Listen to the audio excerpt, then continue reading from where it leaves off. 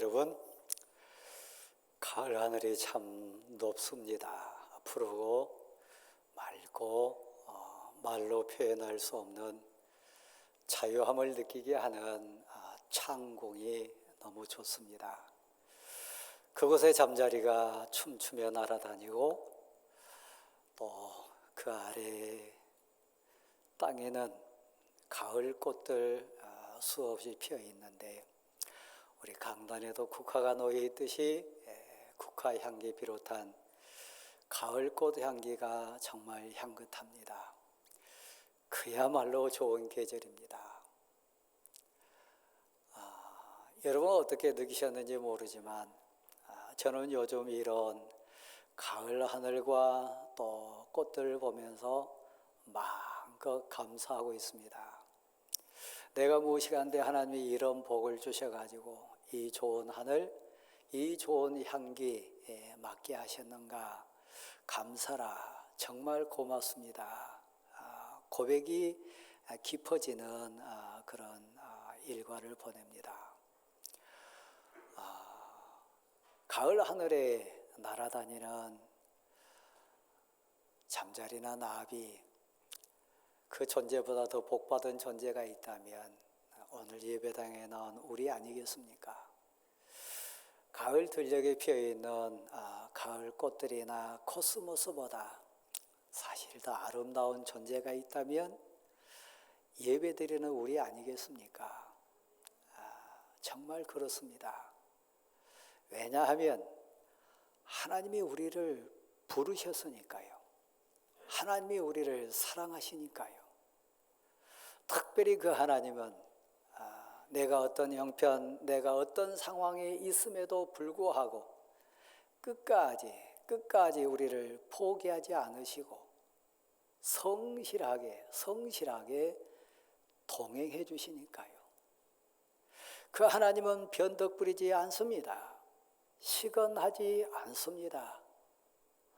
신앙 고백하는 우리에게 진정 놀랍도록 신실하십니다. 가을 하늘 아래서 신앙 고백자가 돼가지고 내게 대하여 성실하시고 신실하신 하나님 앞에 우리는 눈을 듭니다.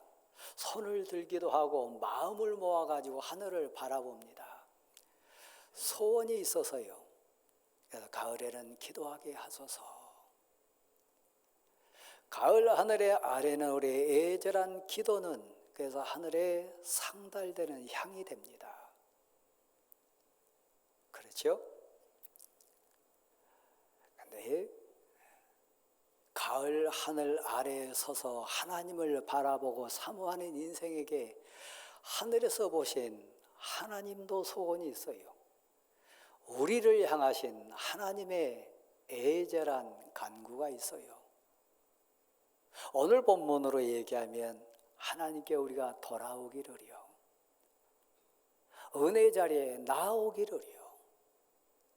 하나님 앞에 온전히 참된 신앙 고백자가 돼가지고 회개해서 새 인생 살기를 원하시는 하나님의 뜻, 하나님의 마음이 코스모스 손길을 통해서도 보이고 잠자리 춤 사이에서도 보입니다. 지난 주간에 우리 한글날 맞이했잖아요. 이 세상에 있는 언어 가운데 말시나 글 가운데 한글처럼 아름답고 합리적이고 과학적이고 인생의 감정과 인생의 모든 가치를 표현하기에 가장 아름다운 글이 있다면 한글이다. 대부분 언어학자들 그렇게 얘기합니다. 그 한글이 창제된 날 기념해가지고 한글날 지나갔습니다. 근데 그 한글을 통해가지고 세계를 놀라게 하고 우리 민족의 자긍심을 높였던 한반도의 지축이 흔들렸던 사건이 하나 일어났습니다. 그게 뭡니까? 50대 여성 작가인 한강이라고 하는 소설가가 노벨 문학상을 수상한 일이요.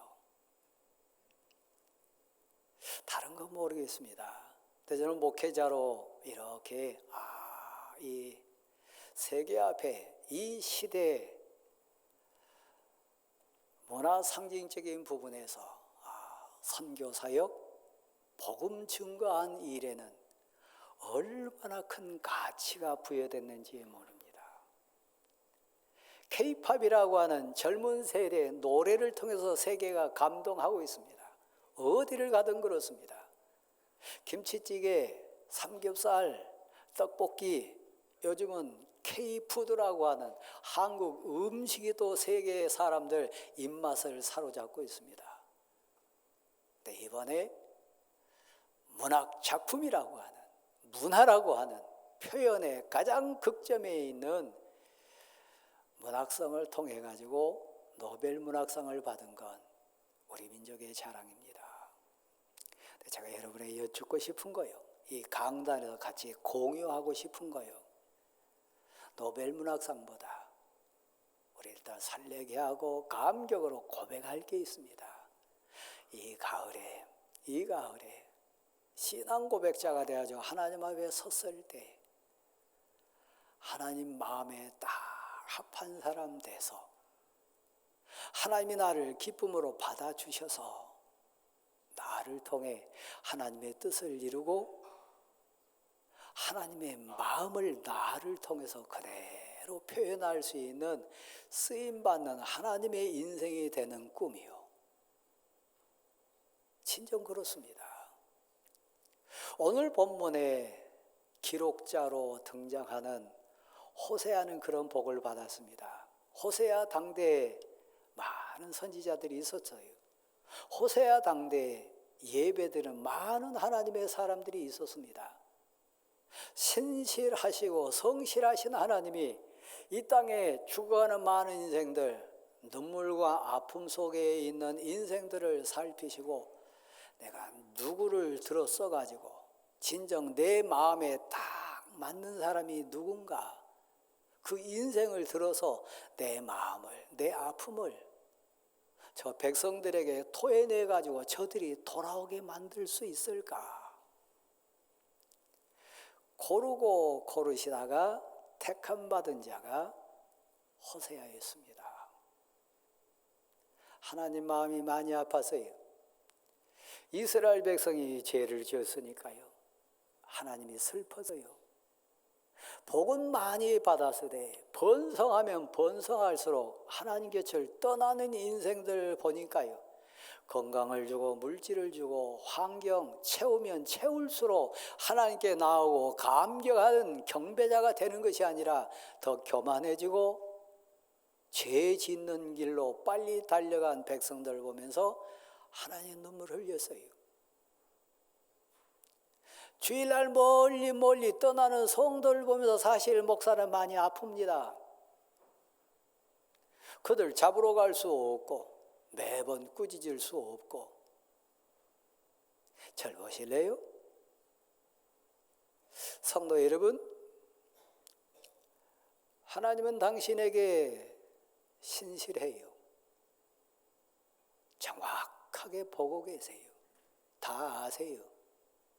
하나님 당신에게 신실해요. 죄 지었는데 그냥 넘어가시지 않아요.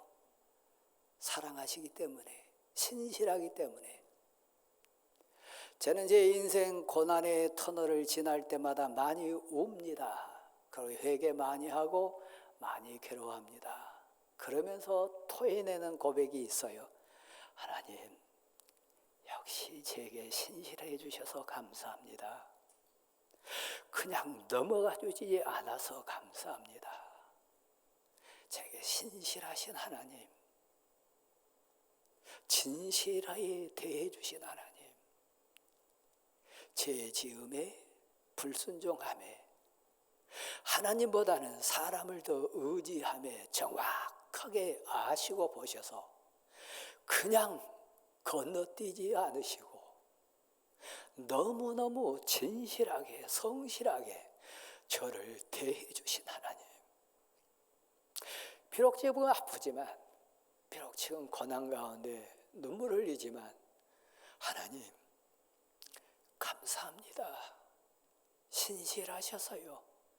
제게 성실하셔서요. 나도 내가 죄짓고 있는 것 아는데 하나님이 그냥 지나가신다면 그 사람 복 받은 사람 아닙니다. 내가 나를 아는데 이것 하나님이 미워하실 것 뻔히 아는데도 내게 영적인 감각이 아픔으로 오지 않는다면 그 사람 불쌍한 인생입니다. 내게 신실하신 하나님, 성실하신 하나님 감사합니다. 제 고향은 여수 순천입니다. 한강이라고 하는 작가가 그려낸 작품 속의 여수 사랑, 소년이 온다, 강주의 아픔, 저 제주도의 슬픔, 우리 현 근대사의 아픔과 눈물과 역사의 흐름에 대한 고통을 문학 작품이라고 하는 과정을 통해서 그려냈어요. 이번 노벨 문학상을 통해서 온 세계 독자들은 광주의 슬픔을, 여수의 억울함을, 저 제주의 눈물을 많은 사람은 공유할 겁니다. 근데 제가 한번 여쭐게요. 여러분 고향은 어디십니까? 광주에만 눈물이 있습니까? 여순 사건에만 억울함이 있습니까? 제주도에만 한 맺힌 슬픔이 묻어 있습니까? 부산은 없나요? 마산은 없나요? 진주 촉성루에는 없을까요? 부여성에는 없고요. 내 고향 역사 현장에는 우리 조상들의, 우리 당대의 눈물과 아픔이 다 묻어 있습니다. 오늘 본문으로 다시 돌아옵니다. 하나님은 신실하세요. 정확하게 보세요. 진실하세요. 슬쩍 넘어가거나 거짓으로 꾸민 게 아니고요.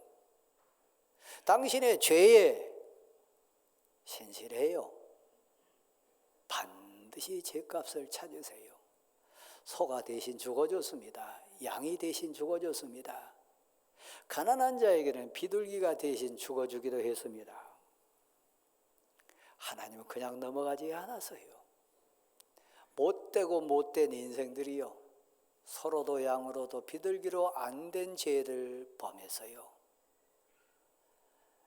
나를 사랑하시고 나에 대해서 신실하신 하나님은 역시 성실하셨어요. 그냥 넘어가지 않고요, 어쩔 수 없이 외아들을 내놓습니다. 십자가의 고통을 받게 하십니다. 그 고난과 울부짖음과 애에 끓는 나의 하나님 그 절규의 음성은 날 사랑하신 하나님의 성실함이요. 내가 죄 지어도 주일 쏙쏙 빼먹어도 하나님이 날 치시지 않는다. 두려워하세요. 무서워하세요. 하나님 거 쏙쏙 도둑질해도 표 안 난다. 진정 두려워하세요. 무서워하세요. 하나님 신실하신 분이요. 그래서 외아들까지 내놓으면서 나에 대한 신실함과 성실함을 그대로 갚아주십니다. 저는 호세아나 정의를 그 당대 같은 시대의 삶 속에 외쳤던, 공의를 선포했던, 눈물 흘렸던 아모스의 뜨거운 감동 사실 저에게 없어요. 이사야가 너희가 어찌하여 번성하면 번성할수록, 잘되면 잘될수록, 좋은 환경 있으면 있을수록 하나님과 동행하지 않고 떠나느냐? 임마누엘 여호와가 우리와 함께 하시느니라. 그 당대 같은 선지자로서 이사야가 하나님과 겸손히 동행하는 것 아니겠느냐? 오늘 본문 호세아도 같은 시대의 선지자여, 너희가 인애를 버렸도다. 구름이 사라지듯이 아침 이슬이 없어지듯이 너희 사랑이 그냥 휘어 없어지는도다. 변덕 부리는 못된 인생들이다. 사람아, 하나님이 너희에게 선하게 여기시는 것이 무엇인 줄 아느냐? 미가서 6장 8절 말씀이요. 인자를 사랑하며 정의를 행하며 겸손히 여호와와 동행하는 것이 아니겠느냐. 동시대 같은 상황 속에 있는 인생들에게 사역을 감당했던 선지자들의 울부짖는 애절함이요. 사실 저는 미가나 호세아나 아모스나 이사야와 같은 그런 충만한 영성이 없는 목사입니다. 그래서 아프고요, 괴롭고요, 부끄러워요. 근데 제가 사랑하는 성도 여러분 앞에서 설교자로서, 이 시대의 사명자로서 책임성에 의한 두려움과 떨림 가운데, 제 부족함 가운데 있음에도 불구하고 애절하게 저도 외치고 싶은 거요. 신실하신 하나님, 진실하신 하나님, 두려워하세요. 돌아오세요. 여호와께 오세요. 여호와를 아세요. 그 하나님의 마음을 받으세요. 에브라임아, 내가 너에게 어찌하랴? 나는 너에게 진실한데, 나는 너 죄를 다 알고 너에게 신실한데, 너 그 죄값 내 눈에 훤히 보이는데 내가 너에게 어찌하랴? 칼을 들이야, 채찍을 들어가지고 후려치랴, 재앙을 통하여 너를 죽이랴. 에브라임아, 내가 너에게 어떻게 하랴? 나는 너에게 신실한 하나님인데, 유다야, 내가 너에게 어떻게 했으면 좋겠냐? 너도 너의 죄 알지 않냐? 나는 신실한 하나님, 전능한 하나님, 모든 것을 다 아는 너의 전지한 하나님인데, 유다야, 내가 너에게 어떻게 하랴? 널 죽여야 되겠냐? 내가 칼로 너를 찔러야 되겠냐? 널 불구덩이 속에 집어 던져야 되겠냐? 유다야, 내가 너에게 어떻게 하랴?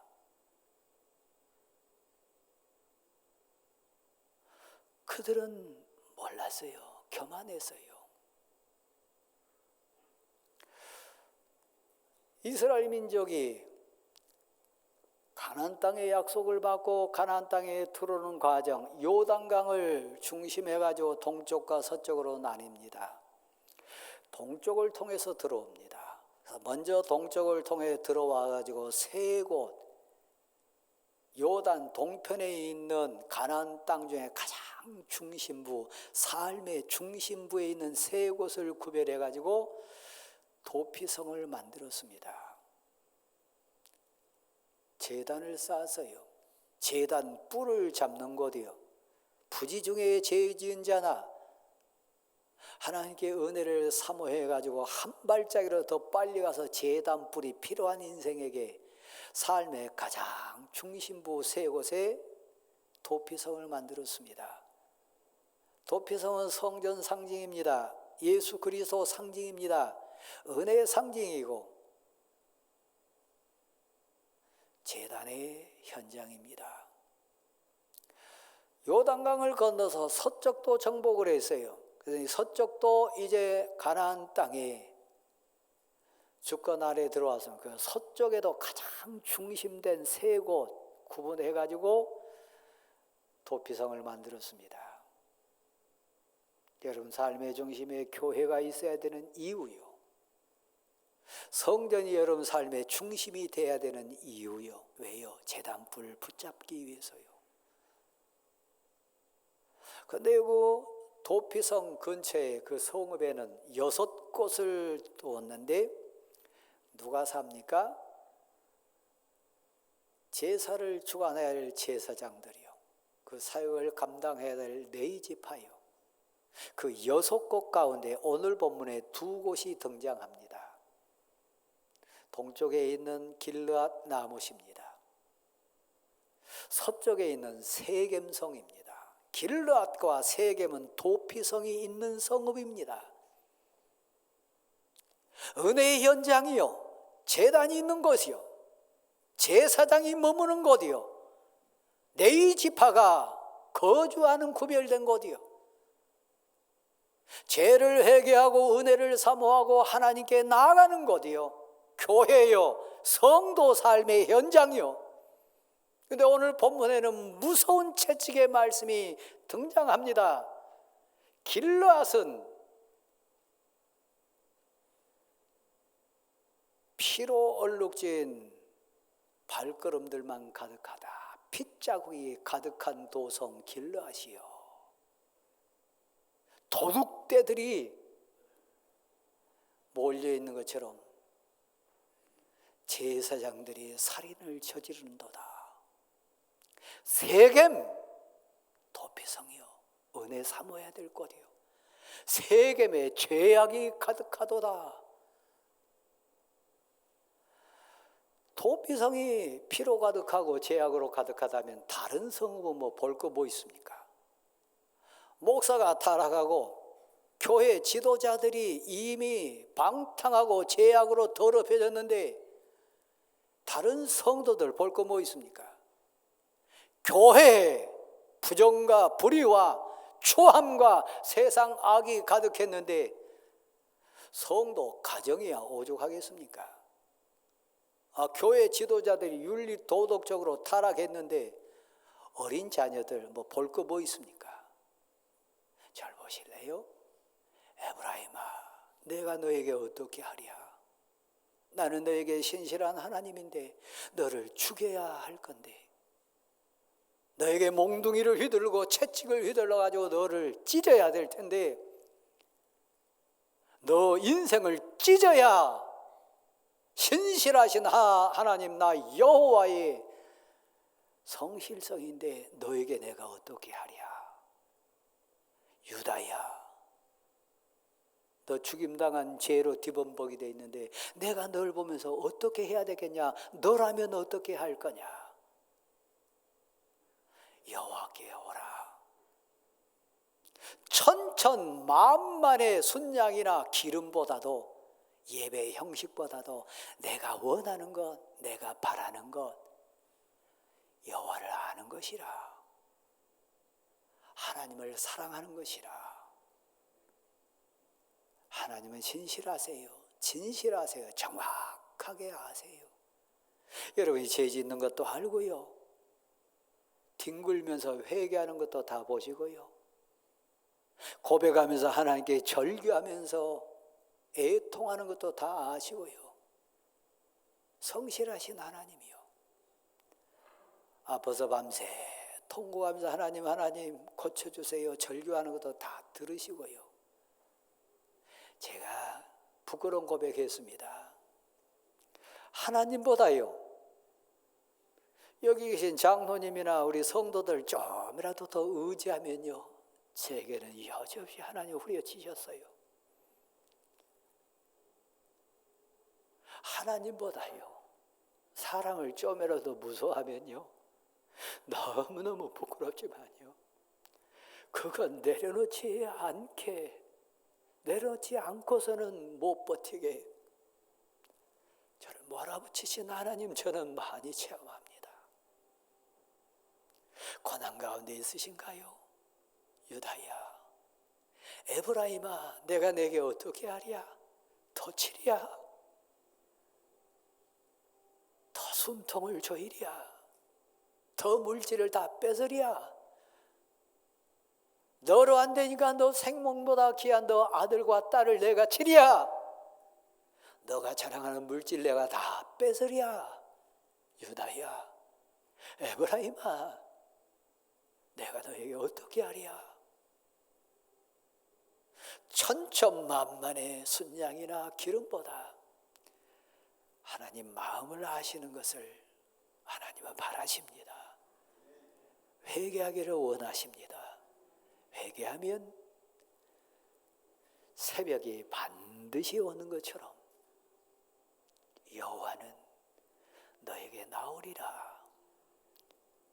늦은 비를 내려가지고 은혜의 땅 위에 비를 내려주신 것처럼 회개하는 너에게, 고백하는 너에게, 나 하나님 여호와에게 돌아오는 너에게 반드시 은혜 베풀리라. 그래서 그가 나와 함께 살리라. 여기 장로 아들들이 있어요. 제가 잘 아는 장로 아들도 있고요. 여기 목사 아들도 있어요. 내가 어떻게 하랴? 유다야, 내가 어떻게 하랴? 너에게 내가 어떻게 하랴? 그가 우리를 치셨으나, 우리를 찢으셨으나, 우리를 칼로 도륙하셨으나 싸매 주실 것이라, 위로해 주실 것이라, 고쳐 주실 것이라.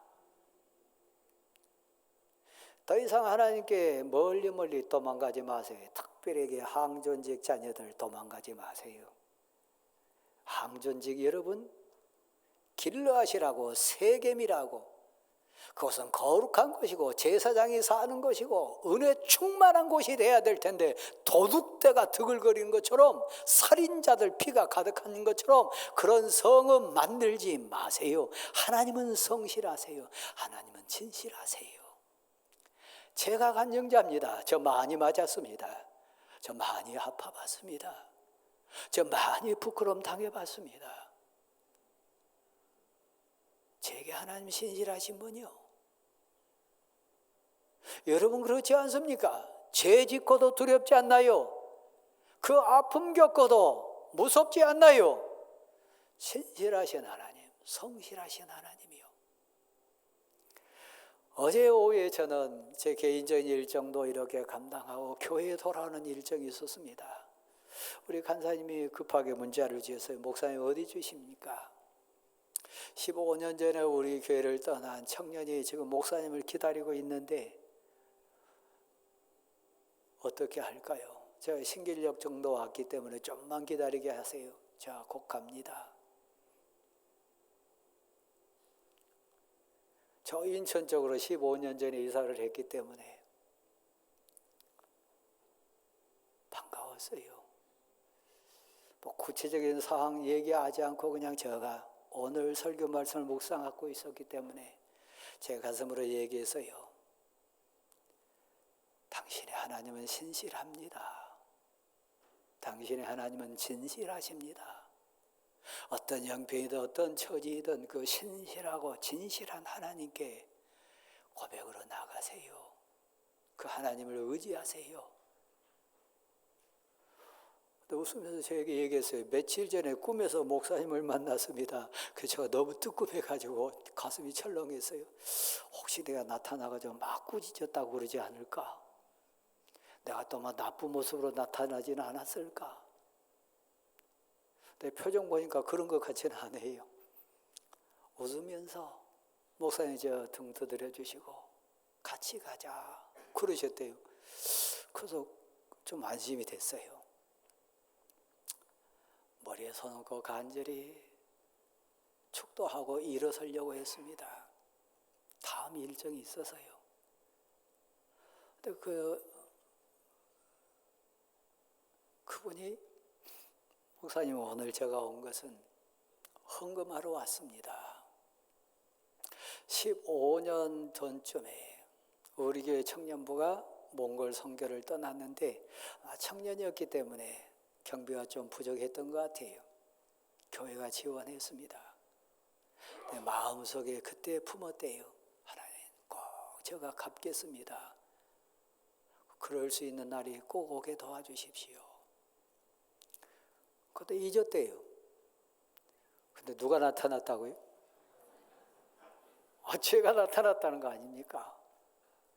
그리고 이틀인가 지나서 그분에게 기적이 일어났대요. 한강 사건이요.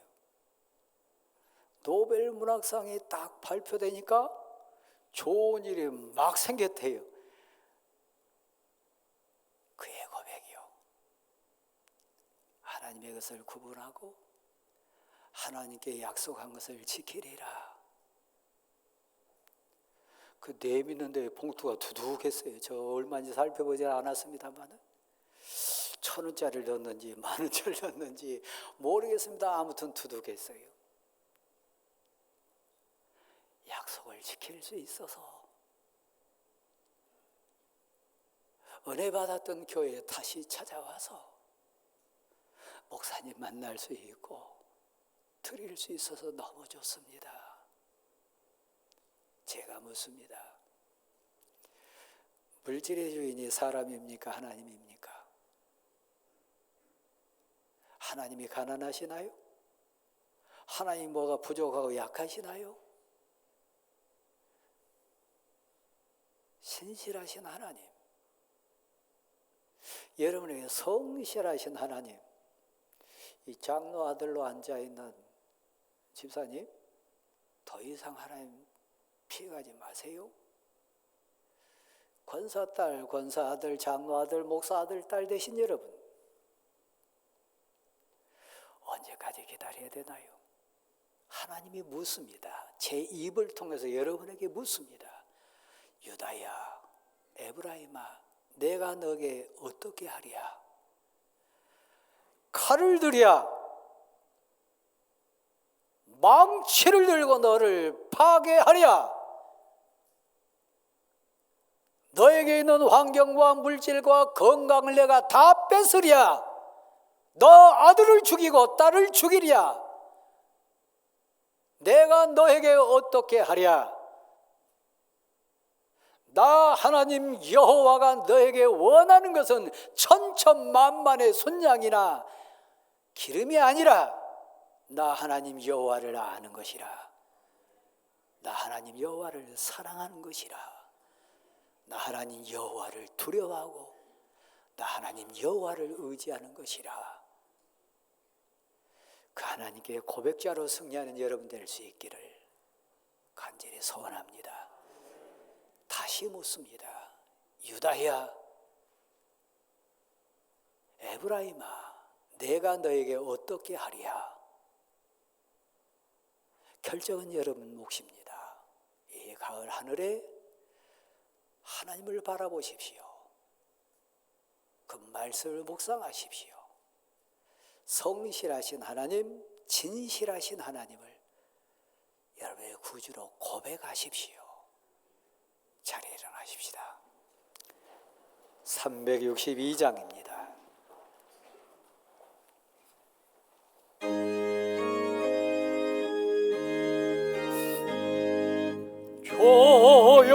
조용을 주시기 마른 땅에 비 내려 풍성한